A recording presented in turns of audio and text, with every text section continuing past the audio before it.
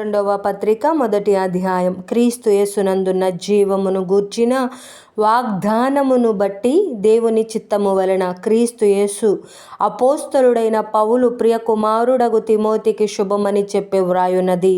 తండ్రి అయిన దేవుని నుండి మన ప్రభువైన క్రీస్తు యేసు నుండి కృపయు కనికరమును సమాధానమును కలుగునుగాక. నా ప్రార్థనలయందు ఎడతెగక నిన్ను జ్ఞాపకము చేసుకొనుచు నీ కన్నీళ్లను తలచుకుని నాకు సంపూర్ణ ఆనందము కలుగుటకై నిన్ను చూడవలెనని రేయింబగళ్ళు అపేక్షించుచు నీ యందున్న నిష్కపటమైన విశ్వాసమును జ్ఞాపకము చేసుకొని నా పితురాచార ప్రకారము నిర్మలమైన మనస్సాక్షితో నేను సేవించుచున్న దేవుని ఎడల కృతజ్ఞుడనై ఉన్నాను. ఆ విశ్వాసము మొదట నీ అవ్వ అయిన లోయిలోను నీ తల్లి అయిన యునికేలోను వసించెను.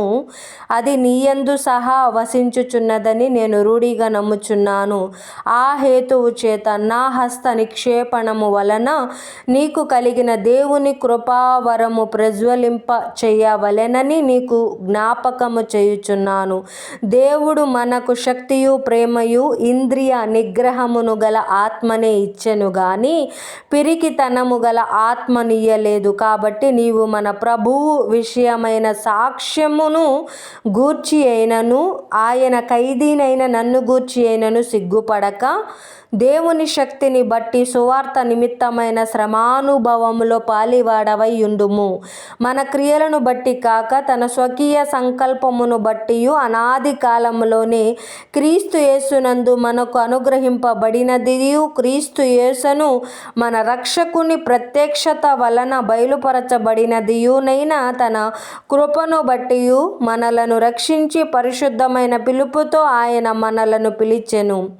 ఆ క్రీస్తు యేసు మరణమును నిరర్ధకము చేసి జీవమును అక్షయతను సువార్త వలన వెలుగులోనికి తెచ్చెను. ఆ సువార్త విషయంలో నేను ప్రకటించువాడను గాను అపోస్తలుడను గాను బోధకుడను గాను నియమింపబడి తిని ఆ హేతువు చేత ఈ శ్రమలను అనుభవించుచున్నాను గాని నేను నమ్మిన వాని ఎరుగుదును గనుక సిగ్గుపడను. నేను ఆయనకు అప్పగించిన దానిని రాబోవుచున్న ఆ దినము వరకు ఆయన కాపాడగలడని రూఢిగా నమ్ముకొనుచున్నాను. క్రీస్తు యేసునందుంచవలసిన విశ్వాస ప్రేమలు కలిగిన వాడవై నీవు నా వలన వినిన హితవాక్య ప్రమాణమును గైకొనుము. నీకు అప్పగింపబడిన ఆ మంచి పదార్థమును మనలో నివసించు పరిశుద్ధాత్మ వలన కాపాడుము. ఆసియాలోని వారందరూ నిన్ను విడిచిపోయిరను సంగతి నీవెరుగుదువు.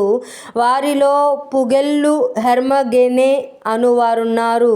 ప్రభువు ఒనేసిఫోరు ఇంటి వారి యందు కనికరము చూపును గాక. అతడు రోమాకు వచ్చినప్పుడు నా సంకెళ్లను గూర్చి సిగ్గుపడక శ్రద్ధగా నన్ను వెదకి కనుగొని అనేక పర్యాయములు ఆదరించెను. మరియు అతడు ఎఫెసులో ఎంతగా ఉపచారము చేసెను అది నీవు బాగుగా ఎరుగుదువు. ఆ దినమునందే అతడు ప్రభువు వలన కనికరము పొందునట్లు ప్రభువు అనుగ్రహించును గాక. ఆమేన్.